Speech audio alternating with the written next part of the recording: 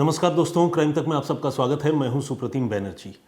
एक बहुत ही अहम मामले में अब केरल की राजधानी तिरुवनंतपुरम के एक अदालत ने बहुत इम्पोर्टेंट, बहुत अहम फैसला सुनाया है। क्या है वो मामला और क्या फैसला कोर्ट ने सुनाया है, ये मैं आपको बताऊंगा। लेकिन उससे पहले आइए सिलसिलेवार तरीके से पूरी कहानी आपको सुनाता हूं। लेकिन ये पूरी कहानी जो है आपको नटशल में सुनाऊंगा, और ये कहानी है भयानक अपराध की, जिसके बारे में सोचना भी मुश्किल है। ऐसा अपराध किया भी जा सकता है या कोई कर भी सकता है। मामला तिरुवनंतपुरम का है, जिसे त्रिवेंद्रम भी कहते हैं, जैसा कि आप सब जानते हैं। 8 अप्रैल 2017 की ये बात है। शहर के एक मकान से अचानक धू धू कर आग की लपटें बाहर निकलने लगी। बहुत तेज़ आग लगी हुई थी और आसपास के जो भी लोग थे उन्होंने फ़ौरन फायर ब्रिगेड को इन्फॉर्म किया। मोहल्ले के पूरा मोहल्ला इकट्ठा हो गया। लोग अपने तौर पर आग बुझाने की कोशिश करने लगे। इस मकान में रहते थे 5 लोग, और 5 लोगों का पूरा परिवार जो है वो गायब था। यानी आग लगी हुई थी लेकिन कोई भी मकान के बाहर नहीं था। ऐसे में लोगों की सांसें हलक में अटक गई, इस डर से कि कहीं ऐसा ना हो कि मकान के अंदर वो सारे लोग ट्रैप हो गए हों। लोग लगातार पुलिस को और फायर ब्रिगेड को फ़ोन करने लगे। कुछ देर में फायर ब्रिगेड वहाँ पर पहुँची, फायर फाइटिंग शुरू की गई और इस आग पर काबू पाया गया। ये मकान है बेसिकली रिटायर्ड कॉलेज प्रोफेसर 60 साल के राजा थंककम, जिनका नाम है, उनका ये मकान था। और यहाँ उनके साथ उनकी पत्नी 58 साल की जीन पद्मा, उनका बेटा काडेल जीन शेन राजा, जिसकी उम्र 35 साल है, वो, और 26 साल की एक बेटी कैरोलिन रहा करती थी। इसके अलावा ललिता नाम की एक और 70 साल की बुजुर्ग नेत्रहीन महिला इस मकान में रहती थी, जो राजा थंककम की जो पत्नी है जीन पद्मा, उनकी बड़ी बहन थी। तो ये सारे लोग वहाँ रहते थे, भरा पूरा परिवार, और मकान जो है जलकर राख। अब जब आग पर काबू पाया गया तो पुलिस की टीमें अंदर गईं। आग बेसिकली ऊपर के फ्लोर में लगी थी, नीचे का फ्लोर आग से पूरी तरह प्रभावित नहीं हुआ था। ऐसा नहीं कि बिल्कुल इम्पैक्ट नहीं हुआ, क्योंकि जब ऊपर आग लगेगी तो कुछ हिस्सा तो नीचे का भी जलेगा। तो ऊपर के फ्लोर में जब पुलिस फायर फाइटिंग के बाद जब अंदर पहुंची देखने के लिए कि कोई इस आग या हादसे का शिकार तो नहीं हुआ, तो पुलिस जो है, इससे पहले कि ऊपर पहुंचती, पुलिस ने ग्राउंड फ्लोर में जो देखा उसी से पुलिस दंग रह गई। पुलिस ने देखा कि 70 साल की जो बुजुर्ग महिला है ललिता, जो नेत्रहीन थी, उसकी ग्राउंड फ्लोर में लाश पड़ी हुई है। और लाश जो है वो जली हुई हालत में नहीं, बल्कि ललिता पर किसी तेज़ धार हथियार से वार किए जाने के निशान पुलिस को नज़र आए।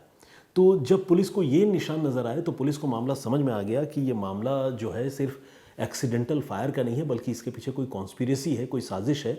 अदरवाइज़ ललिता के शरीर पर तेज़धार हथियारों से वार किए जाने के निशान नहीं होते। तो खैर, ये तो ललिता की बात हुई। पुलिस को अब बाकी लोगों के बारे में भी पता करना था। तो पुलिस और फायर ब्रिगेड की टीम जब ऊपर पहुंची जले हुए हिस्से में, तो उन्होंने देखा कि ऊपर परिवार के 3 लोगों की लाशें जो है वो बुरी तरह जली हालत में पड़ी है।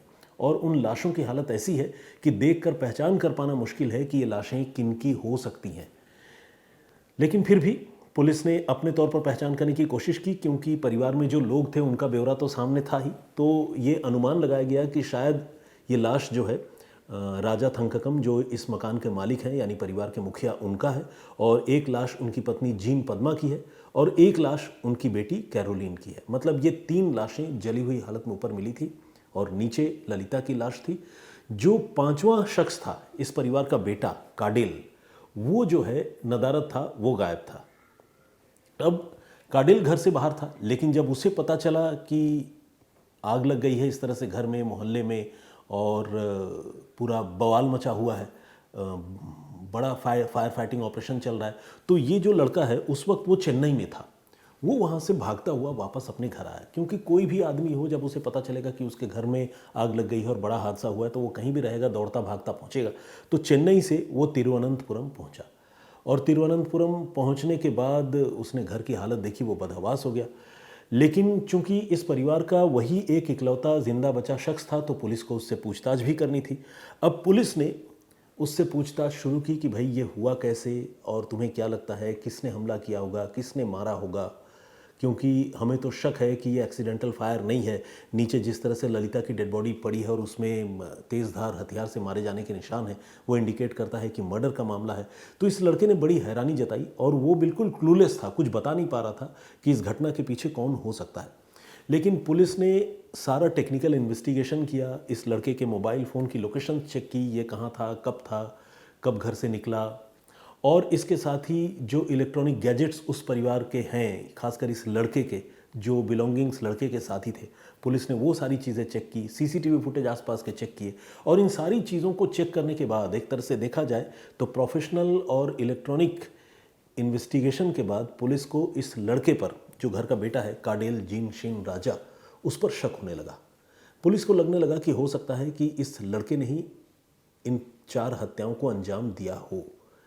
लेकिन इस बात को साबित करने के लिए पुलिस के पास कोई बहुत इम्पॉर्टेंट या फिर जिसे कहते हैं ना बियॉन्ड द डाउट वाला कोई एविडेंस अब तक नहीं था, क्योंकि ये चीज़ें संकेत दे रही थी कि शायद लड़का जो इकलौता जिंदा बचा है वो इस केस में शामिल है।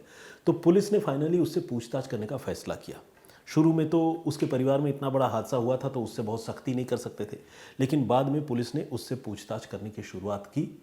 और शुरू में वो पुलिस को बरगलाता रहा, लेकिन बाद में उसने एक बड़ी अजीब बात कही। उसने कहा कि असल में मैं एक रिसर्च कर रहा था, एक प्रयोग कर रहा था, और उसी प्रयोग के सिलसिले में, उसी प्रयोग के क्रम में मैंने ही अपने पूरे परिवार की हत्या की। पुलिस ने कहा, भाई ऐसा कौन सा प्रयोग कर रहे थे कि किसी की जान लेनी पड़ी और वो भी पूरा का पूरा परिवार, सबकी हत्या कर दी? तो उसने कहा, हाँ साहब, ये प्रयोग जो है थोड़ा पैरानॉर्मल किस्म का था, यानी ये भौतिक दुनिया और जो इसके बाहर एक दुनिया है, उन दोनों के बीच का एक प्रयोग था, तो इसलिए मुझे हत्या करनी पड़ी। पुलिस ने कहा, पहली न बुझाओ, फ़ौरन बताओ। तो इसने कहा कि मैं बेसिकली किसी की मौत के समय उसके शरीर से जब आत्मा निकलती है, सोल जब डिपार्ट होता है, बॉडी को जब छोड़ के वो आत्मा निकलती है, तो वो आत्मा कैसे निकलती है, कैसी दिखती है, कहाँ जाती है, मैं इस चीज़ को समझना चाहता था। और इसी समझ के लिए मैंने अपने परिवार की हत्या की। पुलिस को ये बात बहुत अजीब लगी। पुलिस ने उससे और सख्ती की और पूछताछ की, और फाइनली उसने जो है तरह तरह की बातें बनानी और अजीबोगरीब हरकतें करनी पुलिस के सामने शुरू कर दी। पुलिस ने, जब वो थोड़ा सा नॉर्मल हुआ, तो पुलिस ने पूछा कि हाँ भाई बताओ, कोई तुम्हें मानसिक बीमारी, कोई तकलीफ़? तो उसने कहा कि हाँ साहब, मुझे मानसिक बीमारी तो है और मुझे स्किज़ोफ्रेनिया है। स्किज़ोफ्रेनिया बेसिकली एक मानसिक बीमारी है जिसके बारे में आप लोगों ने ज़रूर पहले भी सुना होगा। स्किज़ोफ्रेनिया की वजह से बहुत सारी हत्याओं की और क्राइम की घटनाएं पहले भी हुई हैं। ये एक ऐसी बीमारी है जिसमें आदमी जो है खुली आंखों से सपने देखने लगता है, यानी कल्पना करने लगता है। फ़र्ज़ कीजिए मैं यहाँ बैठा हुआ हूँ और अचानक मैं ये फ़र्ज़ करने लगूँ कि मेरे आमने सामने जो भी लोग हैं वो सारे मेरे दुश्मन हैं, वो सारे मुझे मार डालना चाहते हैं। तो मेरा रिएक्शन क्या होगा? या तो मैं भागूंगा, या तो फिर उनकी हत्या करने या उन्हें मारने की कोशिश करूंगा। तो स्किज़ोफ्रेनिया जो है एक बहुत भयानक बीमारी है। मैंने तो जस्ट आपको एक इंस्टांस बताया, कोई ज़रूरी नहीं कि इसी तरह का सपना आदमी देखे। लेकिन स्किज़ोफ्रेनिया में जब आदमी फियरफुल कंडीशन में होता है और उसे लगता है कि कोई उस पर हमला कर सकता है या हमला करने वाला है, जब वो डरा हुआ होता है तो वो कुछ भी करता है। तो इसने बताया कि उसे स्किज़ोफ्रेनिया की बीमारी है और वो आत्माओं को देखना चाहता था, इसलिए उसने हत्या कर दी। तो पुलिस को शुरू में तो इसकी बात समझ में नहीं आ रही थी, लेकिन बाद में पुलिस को लगा कि हो सकता है भाई कोई मेंटल डिसऑर्डर हो जिसके चक्कर में उसने हत्याएं की हो। पुलिस ने पूछा कि अच्छा ये बताओ, तुमने ये हत्याएं कैसे की, कब की? तो उसने कहा, देखिए मैंने जो हत्याएं की वो सबसे पहले मैंने अपने पिता, माता और बहन, इन तीनों की हत्या की, और फर्स्ट फ्लोर पर इन तीनों को 5 अप्रैल को मैंने बुलाया था। बोला क्या कहकर बुलाया? उसने कहा कि मैं एक वीडियो गेम खेला करता था, उस वीडियो गेम के बारे में मैं अपने परिवार को कुछ दिखाना या बताना चाहता था, और इसी बहाने से मैंने पूरे परिवार को ऊपर बुला लिया था। और चूंकि मेरी जो मौसी है ललिता, वो नेत्रहीन है, बुज़ुर्ग हैं, ऊपर के फ्लोर में आना उसके लिए मुश्किल था, तो उनको मैंने डिस्टर्ब नहीं किया, वो नीचे के फ्लोर में ही रही।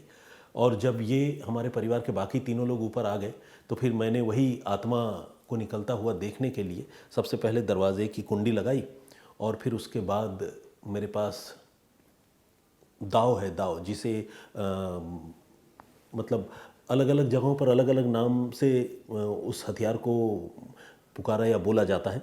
मैचेट कहते हैं इंग्लिश में, आप सबको पता है।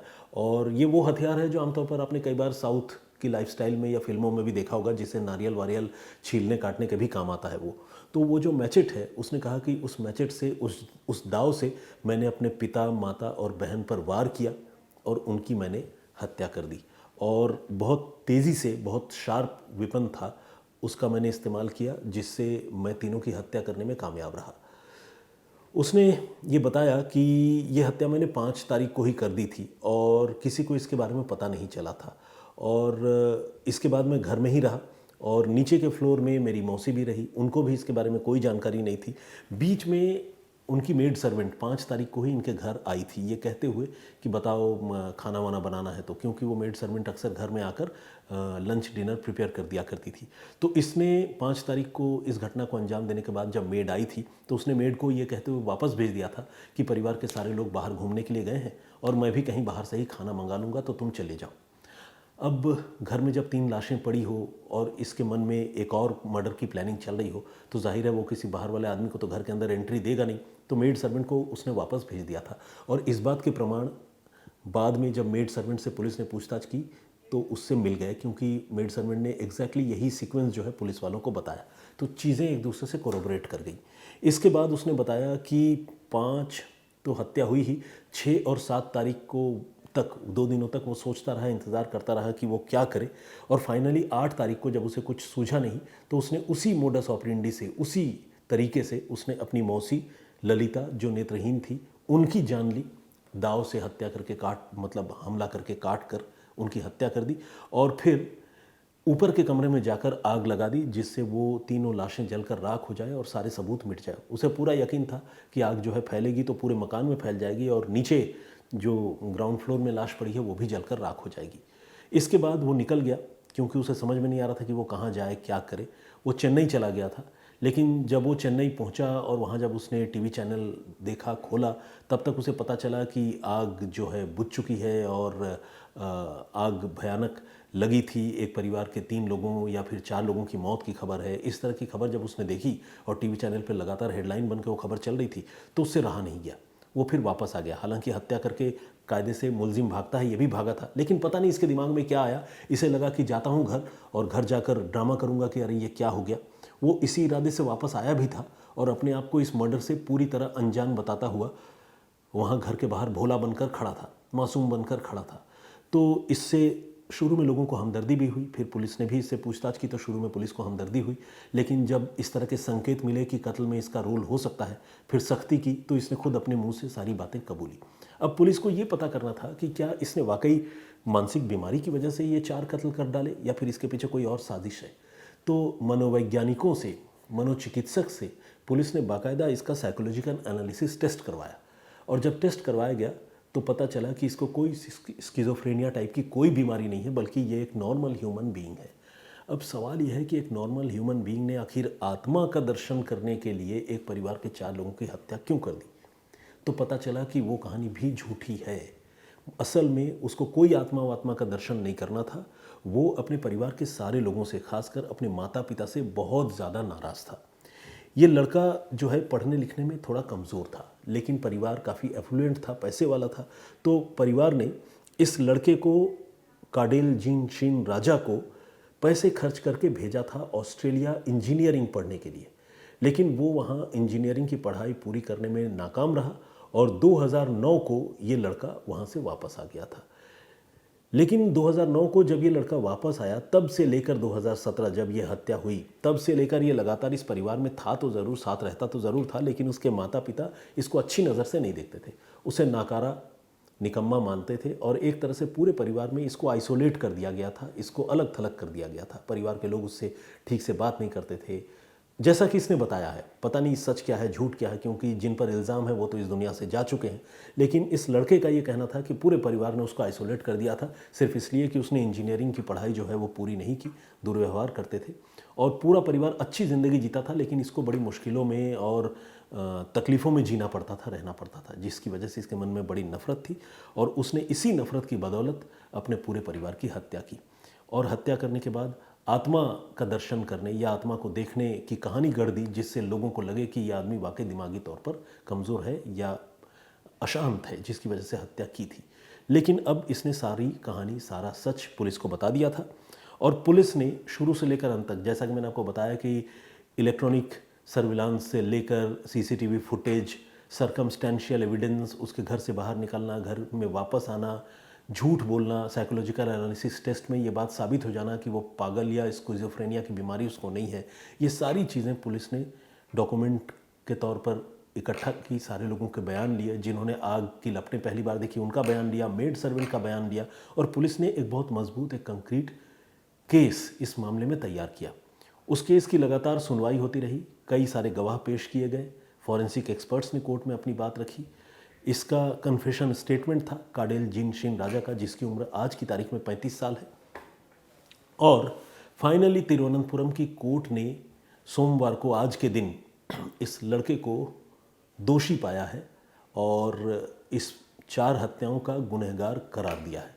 अब कोर्ट आने वाले दिनों में ये तय करेगी कि इस गुनाह के बदले इस लड़के को क्या सज़ा दी जाए, कैसी सज़ा दी जाए।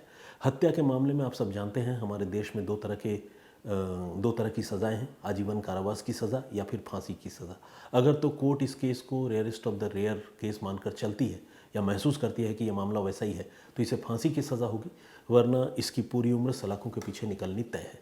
तो ये थी कहानी, ये था एक वाक़या जिसमें एक नौजवान लड़के ने अपने पूरे के पूरे परिवार की हत्या कर दी थी, सिर्फ नफ़रत में, गुस्से में और परिवार वालों के रुखे रवैये की वजह से।